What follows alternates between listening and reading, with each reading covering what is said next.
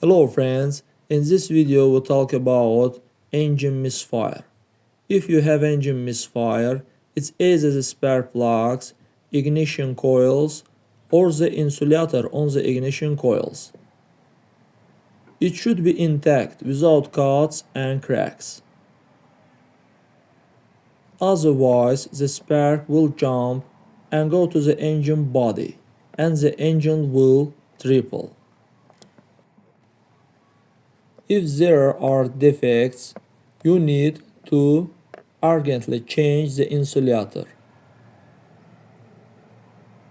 This also threatens not only engine misfire, but also high fuel consumption.